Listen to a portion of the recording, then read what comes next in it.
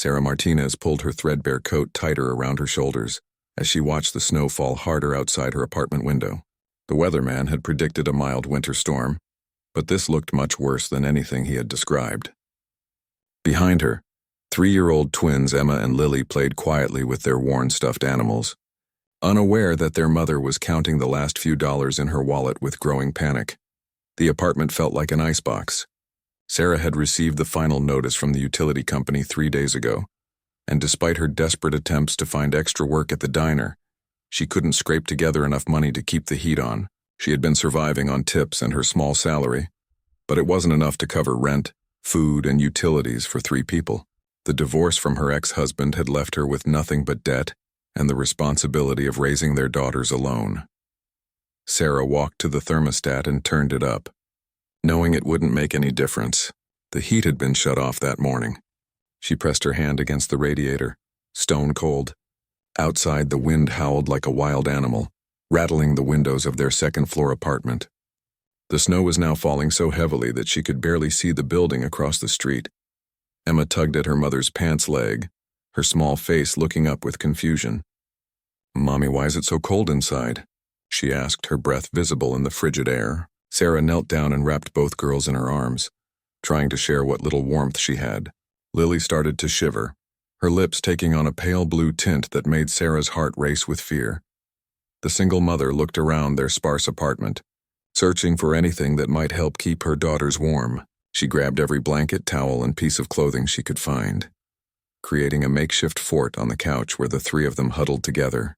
But even with all the layers, the cold was seeping through the thin walls and windows, turning their home into a freezer. Sarah tried to stay calm, but inside she was terrified. The storm was getting worse by the hour, and the temperature was dropping rapidly. She had no family nearby, no close friends she could call for help, and her phone showed that the power lines were down throughout the neighborhood. The isolation felt suffocating as she realized they were completely on their own in this dangerous situation. As the afternoon wore on, both girls began to show signs of serious distress. Their shivering became more violent, and they complained of feeling sleepy, a warning sign that Sarah recognized from a first aid course she had taken years ago. Hypothermia was setting in, and she had no way to warm them up. The apartment had no fireplace, no space heater, and no backup heating source. Sarah made the desperate decision to move all their blankets into the bathroom, the smallest room in the apartment, hoping that their combined body heat might warm the tiny space. She ran warm water in the bathtub, but within minutes, even the hot water began to run cold as the pipes started to freeze.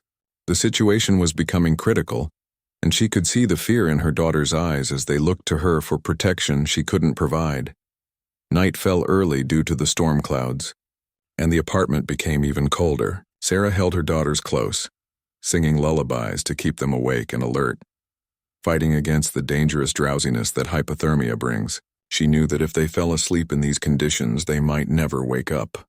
Her mind raced through every possible solution, but she was trapped by circumstances beyond her control. The wind outside grew stronger, shaking the building and causing the lights to flicker before finally going out completely. In the darkness, with only the dim glow of snow through the windows providing any light, Sarah realized they were facing the longest and most dangerous night of their lives. She whispered prayers and promises to her sleeping daughters, determined to keep them alive no matter what it took. 3 miles across town, Jessica Chen sat in her luxurious heated penthouse sipping hot cocoa while watching the same storm through her floor-to-ceiling windows. The contrast couldn't have been more stark. Where Sarah was fighting for survival, Jessica lived in comfort and abundance. But the 2 women's lives had been intertwined in ways that still caused Jessica pain and guilt. 5 years earlier, both women had worked at the same marketing firm downtown. Sarah had been the rising star, landing the biggest clients and earning recognition from management. Jessica, despite her Harvard MBA and family connections, had always felt overshadowed by Sarah's natural talent and warm personality. The competition between them had started professionally, but quickly became personal when they both fell for the same man, David Martinez. David had chosen Sarah, and Jessica had watched from the sidelines as her rival got engaged, married, and started a family. The rejection had stung deeply, but what hurt even more was losing the promotion she had been promised to Sarah, who was given the position just weeks before her wedding. Jessica had quit the company shortly after, using her family's wealth to start her own successful consulting business. Years of resentment had built up inside Jessica. She had followed Sarah's life from a distance through social media and mutual acquaintances, feeling a mixture of satisfaction and guilt when she learned about Sarah's divorce and financial struggles. Part of her felt that Sarah was finally getting what she deserved, while another part remembered the genuine kindness Sarah had always shown her, even during their most competitive moments. Jessica's German Shepherd, Max, whined softly from his bed near the fireplace, sensing his owner's restless mood. She had rescued him 2 years ago from a shelter, and he had become her closest companion in a life that, despite its material success, often felt empty and lonely. The dog had an uncanny ability to read her emotions, and tonight he seemed particularly alert and concerned. As Jessica watched the storm intensify, she couldn't shake the feeling that something was wrong. She had heard through old colleagues that Sarah was struggling financially, working at a diner to make ends meet while raising her twins alone. The thought of those little girls, David's daughters, being out in this weather without proper heat or shelter began to gnaw at her conscience. She tried to dismiss these concerns, reminding herself of all the ways Sarah had unknowingly hurt her over the years. Sarah had never seemed to understand the privilege she had, the way people were naturally drawn to her warmth and authenticity. Jessica had worked twice as hard for half the recognition, and she had convinced herself that she owed Sarah nothing. But as the night grew colder and the storm showed no signs of stopping, Jessica found herself unable to focus on anything else. She paced around her apartment, Max following her with worried eyes. Every time she looked out at the brutal conditions, she imagined Sarah and the twins somewhere out there, possibly in danger. Jessica pulled out her phone and scrolled through her contacts, finding the number of their old colleague who had mentioned Sarah's situation. Her finger hovered over the call button as she debated whether to reach out. What would she even say? How could she explain the years of resentment and the sudden concern she was feeling? Max nudged her hand with his nose, a behavior he displayed whenever he sensed she needed comfort or guidance.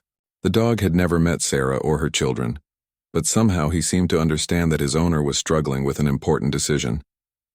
His dark eyes looked up at her with the kind of unconditional love and forgiveness that Jessica had rarely experienced from humans.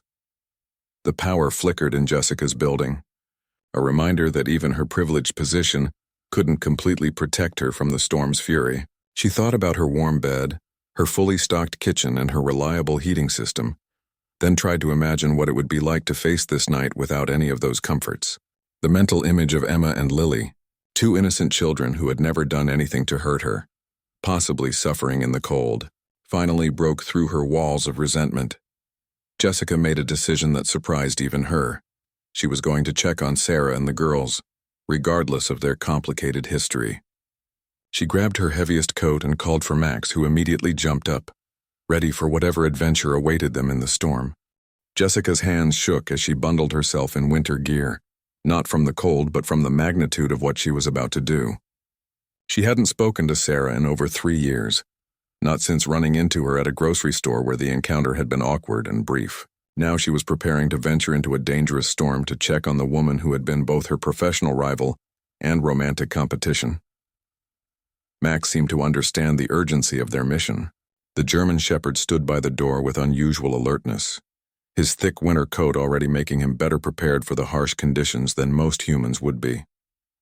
Jessica clipped on his strongest leash and grabbed a backpack, filling it with emergency supplies, flashlights, batteries, energy bars, a thermos of hot coffee, and several chemical hand warmers she kept for camping trips. The moment Jessica opened her apartment door, the full force of the storm hit her. Even in the building's hallway, she could hear the wind howling like a living thing. The elevator was working, but she could feel the building swaying slightly in the powerful gusts. As they descended to the parking garage, Max pressed close to her side, offering both warmth and moral support. Jessica's SUV started reluctantly in the freezing garage, and she spent several minutes clearing snow and ice from all the windows. The streets were nearly impassable, with snowdrifts already reaching the height of car bumpers. Most vehicles had been abandoned by their owners, creating an obstacle course of metal and snow. Jessica had to drive at a crawling pace, using her vehicle's 4-wheel drive to navigate through conditions that would have stopped most cars. The normally 20-minute drive stretched into over an hour of white-knuckle navigation. Jessica gripped the steering wheel so tightly her hands cramped, squinting through the windshield where the wipers fought a losing battle against the accumulating snow. Max sat quietly in the passenger seat, occasionally whining softly when the vehicle slipped on ice or struggled through a particularly deep drift. Street signs were invisible under the snow, and familiar landmarks had disappeared in the whiteout conditions. Jessica had to rely on her GPS and sheer determination to find Sarah's neighborhood, which was in an older part of town where the buildings were smaller and less well-maintained. As she drove deeper into the area, she noticed that more and more buildings were dark, their windows black against the snow. When Jessica finally found Sarah's street, her heart sank. The entire block was without power, and the small apartment building looked particularly vulnerable to the storm. Snow was piling up against first-floor windows, and icicles hung like daggers from the roof and fire escapes. The building appeared abandoned, with no signs of life or warmth visible anywhere. Jessica parked as close as she could get and stepped out into the full fury of the storm. The wind immediately knocked her sideways, and she had to grab onto the car door to keep from falling. Max jumped down beside her, his paws disappearing into snow that was already knee-deep and getting deeper by the minute. Together, they fought their way through the drifts toward the building entrance. The front door of the apartment building was unlocked, likely because the electronic lock had lost power. Jessica and Max climbed the dark stairway using her flashlight, their footsteps echoing in the empty hallway. She remembered from their brief grocery store encounter that Sarah lived in apartment 2B, and she could feel her heart pounding as they approached the door. Standing in the hallway, Jessica could hear no sounds coming from inside Sarah's apartment. The silence was more frightening than any crying or calling for help would have been. She raised her hand to knock, then hesitated for a moment. What if Sarah refused to open the door? What if she was too proud to accept help from someone she considered an enemy? What if Jessica was too late? Max made the decision for her by scratching at the door and whining softly. The dog's instincts seemed to confirm that there were people inside who needed help. Jessica took a deep breath and knocked firmly on the door, calling out, "Sarah, it's Jessica Chen. I came to check if you and the girls are okay." The silence that followed seemed to stretch forever. Jessica knocked again, louder this time, and called out more urgently. "Sarah, please answer if you can hear me. The storm is getting worse and I'm worried about you." Still nothing. She tried the door handle and found it unlocked, which filled her with both relief and terror about what she might find on the other side. Jessica pushed open the apartment door and was immediately struck by air so cold it felt like stepping into a meat locker. Her flashlight beam cut through the darkness, revealing an apartment that looked more like an icebox than a home. Frost had formed on the inside of the windows, and she could see her breath in thick clouds. Max immediately began sniffing around, his tail low with concern. Following the dog's lead, Jessica made her way through the small apartment, calling Sarah's name softly. She found them in the bathroom, the smallest room where they had tried to conserve body heat. Sarah was sitting in the empty bathtub, holding both twins against her chest, all three of them wrapped in every piece of fabric they could find. They were conscious but barely responsive, their lips blue with cold. Sarah's eyes widened in shock and confusion when Jessica's flashlight illuminated her face. "Jessica," she whispered, her voice weak and hoarse. "What are you doing here?" Even in her desperate state, Sarah seemed bewildered by the appearance of someone she hadn't expected to see again, especially not as a rescuer. Jessica knelt beside the bathtub, her professional rivalry forgotten in the face of such obvious need. "I heard about the storm and was worried," she said simply, though the full truth was much more complicated. She could see that all three of them were in the dangerous stages of hypothermia. Their shivering had become less violent, which was actually a bad sign, meaning their bodies were shutting down to conserve energy. Emma and Lily looked up at Jessica with dazed expressions, their small faces pale and drawn. Max approached the bathtub cautiously, his warm breath creating small clouds in the frigid air. The dog seemed to understand the gravity of the situation and lay down beside the tub, pressing his warm body against the cold porcelain. "We need to get you out of here right now," Jessica said, already calculating the fastest way to get them to warmth and safety. "My car is outside and my apartment has heat and hot water. Can you walk?" Sarah nodded weakly, though Jessica could see it was taking all her strength just to hold her daughters. Jessica helped Sarah out of the tub, supporting her weight as she swayed unsteadily. The twins were too weak to walk on their own, so Jessica picked up Lily while Sarah carried Emma. Max led the way with his flashlight-illuminated path, his protective instincts fully engaged as he guided his pack toward safety. The journey down the dark stairway was treacherous. Sarah stumbled several times and Jessica had to balance helping her while carrying Lily, who seemed to be losing consciousness. The little girl's breathing was shallow, and Jessica knew they were racing against time. Every second in the cold was potentially making their condition worse. Outside, the storm had intensified even further. The wind was now strong enough to knock a person down, and the snow was falling so heavily that Jessica could barely see her SUV, even though it was only a few yards away. Max barked once to locate the vehicle, then pressed his body against Sarah's legs to help steady her as they made their way through the deep snow. Getting everyone into the car was a challenge. Jessica had to clear snow from the door handles and seats before they could even get inside. She cranked the heat to maximum and wrapped the twins in the emergency blankets she kept in her vehicle. Sarah collapsed into the passenger seat, still holding Emma while Lily lay across both their laps. Jessica's hands shook as she started the engine, not from cold now, but from the adrenaline and fear of what might have happened if she had arrived even an hour later. The twins' breathing was becoming more regular as the warm air from the heater began to circulate, but they were still dangerously cold and needed professional medical attention. The drive back through the storm was even more harrowing than the trip there. Jessica had to stop several times to clear snow from her windshield, and twice the SUV got stuck in drifts that required several minutes of careful maneuvering to escape. Through it all, Max sat alert in the back seat, occasionally whining softly as he watched over his new charges. Sarah remained mostly silent during the drive, holding her daughters close and watching Jessica with a mixture of gratitude and confusion. The woman who had once been her professional rival, who she hadn't spoken to in years, was now literally saving their lives. The complexity of their history seemed insignificant compared to the simple human act of one person helping another in their darkest moment. Jessica's penthouse had never felt more like a sanctuary. As soon as they walked through the door, the warmth enveloped them like a healing embrace. Jessica immediately ran hot baths for the twins, while Sarah slowly began to regain her color and strength. Max positioned himself near the bathroom door, standing guard over the family he had helped rescue. Emma and Lily responded quickly to the warmth, their natural resilience as children helping them recover faster than their mother. Soon they were giggling in the oversized bathtub, playing with expensive bath toys that Jessica had never used. The sound of their laughter filled the apartment with a joy that Jessica realized had been missing from her life for years. While the girls soaked in the warm water, Jessica prepared hot soup and tea, moving around her kitchen with purpose she hadn't felt in months. Sarah sat wrapped in a thick robe, watching her former rival with amazement. "I don't understand," she finally said. "After everything that happened between us, why did you come to help us?" Jessica paused in her soup stirring, considering how to answer such a loaded question. "I heard you were struggling, and when I saw how bad the storm was getting, I couldn't stop thinking about you and the girls being alone out there." She turned to face Sarah, her expression vulnerable in a way Sarah had never seen before. "I know we have history, but those babies didn't deserve to suffer because of our adult problems."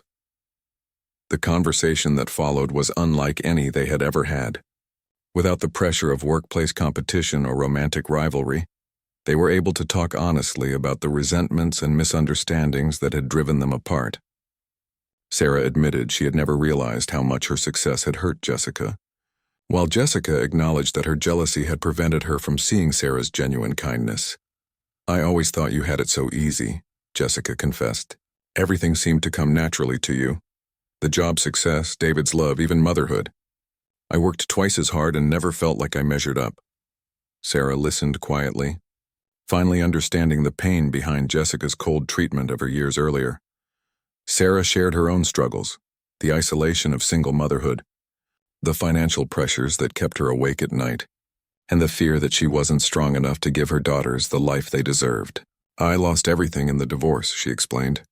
"David left us with nothing but debt, and I've been barely surviving ever since. Tonight I honestly thought we might not make it." As they talked, the twins played with Max on the living room carpet, their earlier trauma already becoming a distant memory in the way that children can bounce back from frightening experiences. The dog was gentle and patient with them, allowing them to use him as a pillow and playground equipment. His presence seemed to comfort not just the children but both women as well. Jessica found herself opening up about her own loneliness, despite her material success. "I have everything I thought I wanted. Money, a successful business, this beautiful apartment. But I don't have what you have. I don't have anyone who needs me or loves me unconditionally." She gestured toward the twins, who were now fast asleep on Max's warm fur.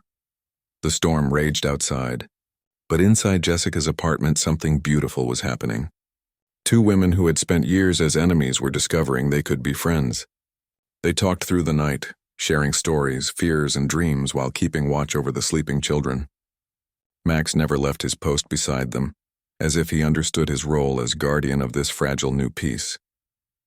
As dawn approached, the snow finally began to ease, though the city remained blanketed in white.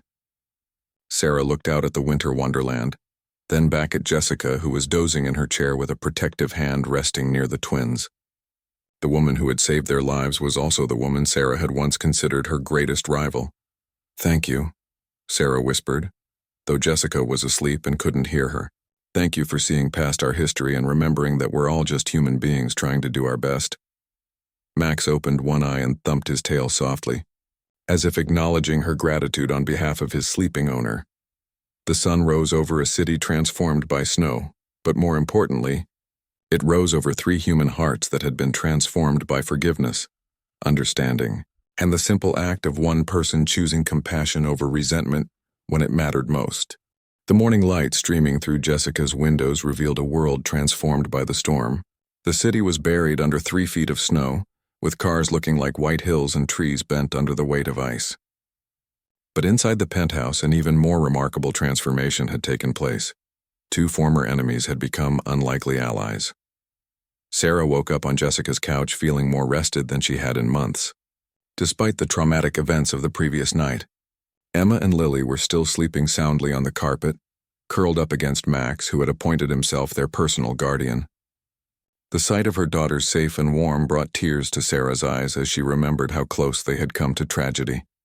Jessica was already awake, moving quietly around the kitchen to prepare breakfast without disturbing the sleeping children. When she noticed Sarah stirring, she brought over a cup of coffee and sat beside her on the couch. "How are you feeling?" she asked, her voice gentle with genuine concern. "Like I've been given a second chance," Sarah replied, watching her daughters sleep peacefully, not just at life but at understanding what really matters. "I spent so many years thinking you disliked me for no reason, never realizing how much pain you were carrying. The power was still out across most of the city, and Sarah's apartment building would likely be without heat for several more days." Jessica didn't hesitate to offer her home as a temporary shelter. "Stay as long as you need," she said. "The girls need stability, and honestly, having you here makes this place feel more like a home than it ever has." Over the next few days, as the city slowly dug out from the storm, Sarah and Jessica settled into an unexpected domestic routine. Jessica worked from her home office while Sarah helped with cooking and cleaning, insisting she wouldn't accept charity without contributing. The twins brought laughter and chaos to the orderly apartment, and Max became their constant companion and protector. Emma and Lily, too young to fully understand the adult complexities that had kept their mother and Jessica apart, simply accepted their new living situation with the adaptability of children. They called Jessica Aunt Jessie and treated Max like their personal pony, much to the patient dog's apparent delight. During quiet moments, Sarah and Jessica continued to heal old wounds through honest conversation. Jessica learned about the reality of Sarah's marriage to David, which had been far from the fairy tale she had imagined. Sarah discovered that Jessica's family wealth came with its own pressures and isolation that she had never considered. "I used to think having money would solve all my problems," Sarah admitted one evening as they watched the twins play. "But you've taught me that loneliness can be just as devastating as poverty." Jessica nodded, understanding completely. "And you've shown me that success means nothing without people to share it with. I've been successful in business but a failure at building relationships because I let jealousy and competition poison everything." The storm had forced them together, But it was their choice to stay connected that really mattered. When Sarah's apartment was finally habitable again, she found herself reluctant to leave. The twins had grown attached to their new life, and Sarah had rediscovered what it felt like to have adult friendship and support. Jessica surprised everyone, including herself, by suggesting that Sarah and the girls move in permanently. "I have more space than I know what to do with," she said practically, though her eyes revealed deeper emotions. "And the girls need stability. Emma could have her own room, and Lily could too. Max clearly considers himself their guardian now anyway." The arrangement benefited everyone involved. Sarah was able to quit the exhausting diner job and return to marketing, working part-time for Jessica's consulting firm while taking care of the twins. Jessica discovered that having a family, even an unconventional one, filled a void in her life she hadn't known existed. Months later, as spring melted the last of the snow, Sarah watched Jessica teaching Emma and Lily to plant flowers in the penthouse's roof garden, while Max supervised from his favorite sunny spot. The woman who had once seemed like her greatest enemy had become her dearest friend and the closest thing to an aunt her daughters would ever know. The storm that had nearly taken their lives had instead given them something precious. A second chance at connection, understanding, and family. Sometimes the people we think we know least are the ones capable of surprising us most. And sometimes the greatest gifts come wrapped in the most unexpected packages. Max wagged his tail as if he had known all along that his midnight rescue mission would lead to this moment of perfect contentment, where rivalry had transformed into love, and strangers had become family.